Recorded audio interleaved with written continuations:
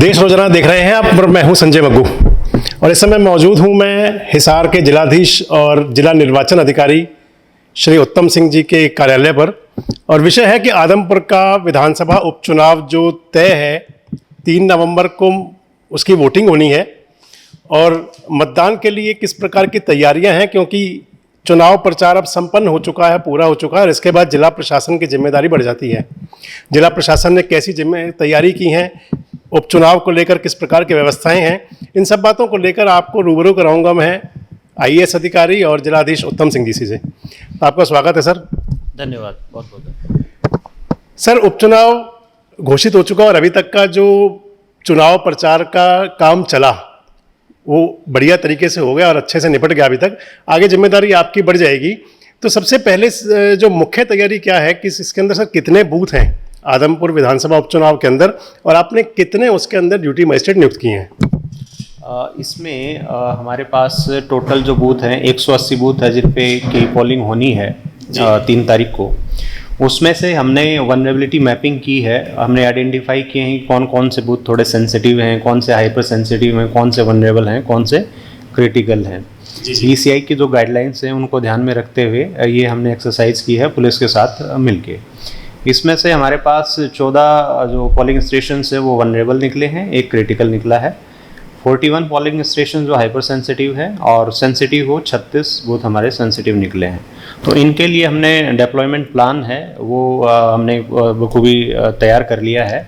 Voters में confidence instil करने के लिए हमने फ्लैग मार्चेस किए हैं। मैंने एसपी साहब ने जॉइंट विजिट भी की है, लोगों से ये लोकेशंस पे हमने बातचीत भी की है और उनको पूरा भरोसा दिलाया है कि आप निडर होकर अपना मतदान जहां देना चाहिए वहां दें। कोई भी ऐसी चीज़ नहीं होने देंगे जिससे फ्री एंड फेयर इलेक्शन प्रभावित हो। किसी कोई वायलेशन होती है अगर किसी बूथ पर मतदान केंद्र पर, तो उसके लिए क्या व्यवस्था रहेगी? अगर एक्स्ट्रा पुलिस फोर्स की किस प्रकार की व्यवस्था होंगी? वो पर्टिकुलर मैंने आपको बताया जहाँ संभवतः जो ऐसी चीज़ें हो सकती हैं उनके लिए मैंने अलग से आपको बताया वनरेबिलिटी मैपिंग की है। इसके अलावा पोल डे पे अगर कुछ ऐसी चीज़ होती है तो उसके लिए सावधानी बरतने के अंदाज से हमने सबसे पहले तो जो वेबकास्टिंग है वो सारे के सारे 180 बूथों पे हमारी वेबकास्टिंग होगी। इसका वेबकास्टिंग का ये मतलब है कि उस पोल बूथ के भीतर क्या गतिविधियाँ हो रही होंगी मैं वो यहाँ पे बैठ के मैं देख पाऊँगा। हमारे चंडीगढ़ में सीईओ ऑफिस है, वहाँ पे जो अधिकारी हैं वो देख पाएंगे। तो रियल टाइम मॉनिटरिंग होगी बूथ के अंदर क्या चल रहा है। कोई भी गड़बड़ होगी तो सीनियर ऑफिसर्स और हम उसमें इंटरवीन करेंगे।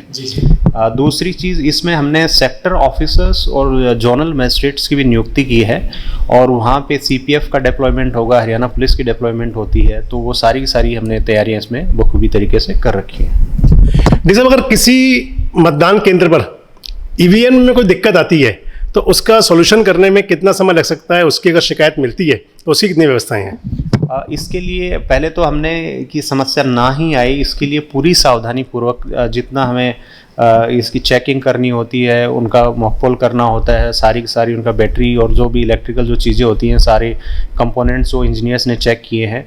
तो हम मान के चल रहे हैं कोई ख़राबी नहीं आएगी, बट क्योंकि मशीन है खराबियाँ आ जाती हैं। इसके लिए जो रिजर्व जो मशीन्स हैं वो हमारे सेक्टर ऑफिसर्स के व्हीकल्स में रहेंगे और हम मान के चल रहे हैं कि एट मैक्स 15 मिनट्स टू इसके आसपास वो मशीनें जहाँ पोल में कोई खराबी आ जाती है वहाँ पहुँच जाएगा।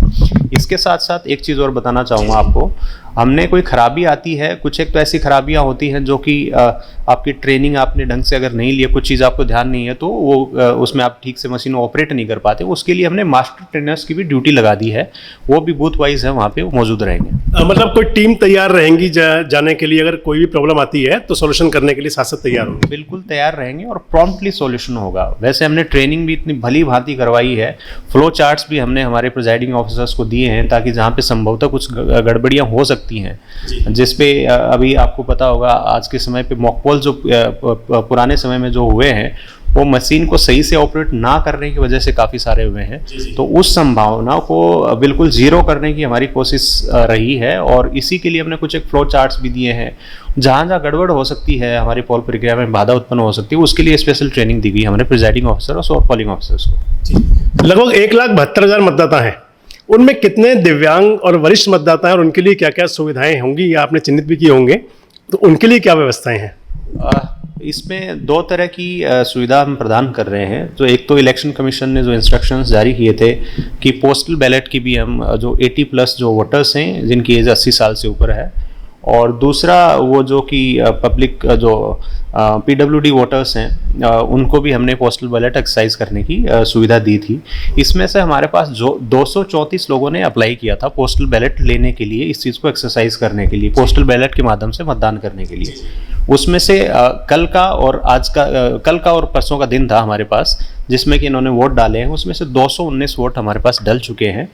बाकी इसके अलावा जो वोटर्स रह गए हैं जो कि PWD हैं या फिर 80+ हैं या फिर और कोई कठिनाई होती है, ब्लाइंड एंड इनफॉर्म वोटर्स हो गया, किसी भी तरह की कोई दिक्कत रहती है, उसके लिए रेड क्रॉस की तरफ से वॉलंटियर्स रहेंगे, हर बूथ पे रहेंगे, व्हील चेयर होगी, ये सारी व्यवस्थाएं हम हर बूथ पे करेंगे। तो जो लोगों ने आवेदन किए थे उसके लिए, पोस्टल बैलेट के लिए, जिन लोगों का आ गया, इसके बाद भी क्या स्वीकार किए जाएंगे अगर कोई और लोग अभी भेजते हैं क्या?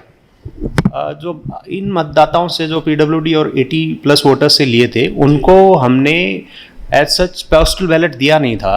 उसके वहाँ पे हमारे पास 5 लोगों की एक पार्टी गई थी वीडियोग्राफर के साथ में, और सारी पॉलिटिकल पार्टीज कैंडिडेट्स को हमने इन्फॉर्म किया था कि हम वोट कलेक्ट करने जा रहे हैं। उसमें पुलिस ऑफिसर भी थे, उसमें प्रिजाइडिंग ऑफिसर भी थे, उसमें माइक्रो ऑब्जर्वर भी साथ गए हैं ताकि देखने के लिए प्रक्रिया ठीक है। तो उन्होंने वहाँ पे उनके घर पे वोट डलवाया है एक बॉक्स में।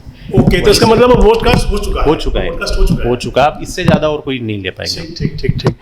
तो सब इसके साथ साथ फीमेल मतदाताओं के लिए कई बार मतदान केंद्र पर गर्भवती महिलाएं भी आती हैं, फीमेल मतदाताओं के लिए क्या व्यवस्था है, और दूसरी सुविधाओं के लिहाज से क्या क्या सुविधाएं रहेंगी वहाँ पर, जैसे पानी के लिए या रेड क्रॉस के वॉलंटियर्स, इसकी क्या व्यवस्थाएं की गई हैं?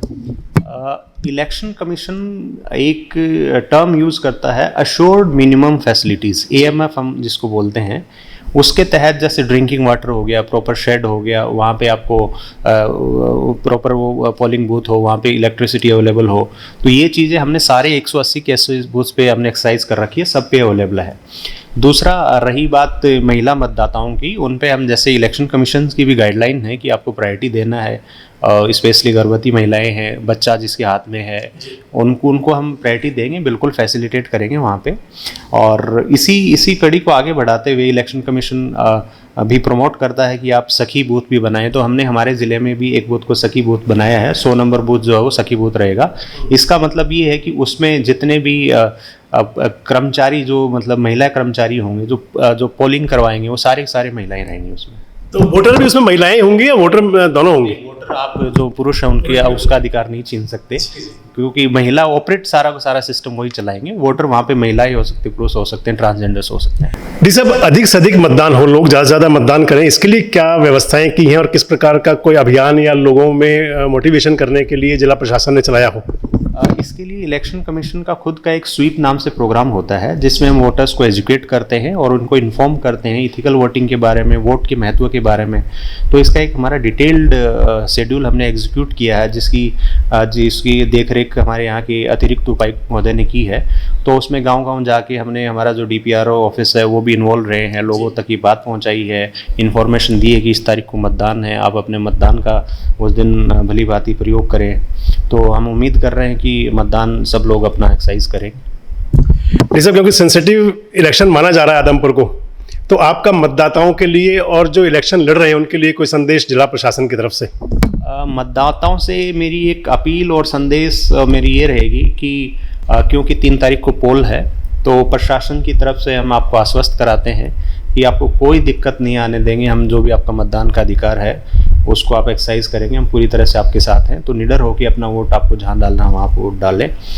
दूसरी चीज़ जो कैंडिडेट से और जो पॉलिटिकल पार्टीज से आज क्योंकि हमारा 6 बजे तक का जो कैंपेनिंग पीरियड था वो ख़त्म हो गया है, तो निर्वाचन आयोग की जो गाइडलाइंस हैं, जो निर्देशन हैं उनके, उसके हिसाब से आप जो नॉन वोटर्स हैं, जो आदमपुर असेंबली के नहीं हैं, वो असेंबली में नहीं रुक सकते। तो इसके लिए हमने ऑलरेडी एक्सरसाइज चल रही है हमारी। कुछ समय बाद मैं भी फील्ड में रहूँगा, तो हम इंश्योर करें कि बाकी के बाहर के वोटर्स ना रहें और हमारा जो एक फ्री एंड फेयर इलेक्शन है उसको बाधित ना करें किसी भी तरीके से। तो उनसे भी अपील करेंगे कि वो लोग जो जिले के ना हो वो चले जाएं अपने शहरों में। जिले के आदमपुर कॉन्स्टिट्यूंसी की बात कर रहे हैं हम यहाँ पे, जो कॉन्स्टिट्यूंसी है जहाँ पे वोट पड़ना है उसमें ना रहे, उसके बाहर वो रह सकते हैं। तो ये थे जिलाधीश और जिला निर्वाचन अधिकारी उत्तम सिंह जी, देश रोजाना की भी शुभकामनाएं जिला प्रशासन को कि अच्छे से मतदान हो, अच्छा मतदान हो और शांतिपूर्वक मतदान हो। और इसके साथ ही इसी प्रकार की खबरों के लिए, इसी प्रकार की जानकारियों के लिए जुड़े रहें हमारे साथ और देखते रहें देश रोजाना। नमस्कार, धन्यवाद।